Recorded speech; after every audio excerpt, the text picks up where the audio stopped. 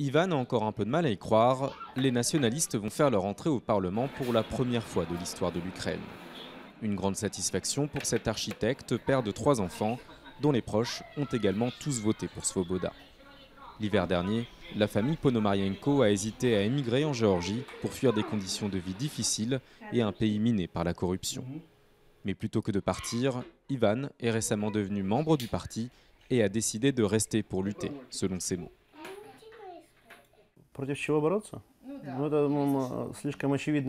Lutter contre quoi? Mais c'est une question évidente. On lutte contre la dictature des oligarques qui sont au pouvoir. 3 ou 4 familles se partagent le pouvoir. Ce sont des mafieux qui ont pris le pouvoir. Dimanche dernier, plus de 10% des Ukrainiens ont voté pour Svoboda selon des résultats partiels. Une première pour un parti réputé pour ses déclarations racistes et homophobes qui a protesté cette année contre l'organisation d'une Gay Pride à Kiev et la sélection d'une artiste au teint mat comme candidate ukrainienne de l'Eurovision. Mais pour son leader, Svoboda est un parti comme les autres. Notre parti politique n'est pas antisémite. Notre parti n'est pas anti-européen. Notre parti n'est pas non plus anti-russe. Svoboda, c'est un parti pro-ukrainien qui protège les droits des Ukrainiens.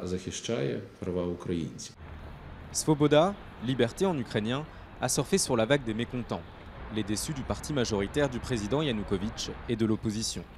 Mais selon des analystes, seulement la moitié de ses électeurs adhèrent aux idées du parti.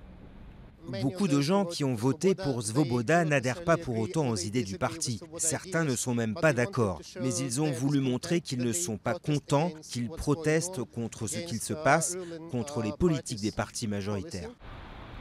Le décompte des voix n'est pas encore terminé, mais Svoboda a été le premier parti à dénoncer des fraudes en début de semaine.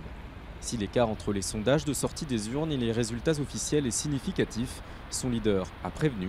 Il n'hésitera pas à appeler à manifester pour préserver sa victoire.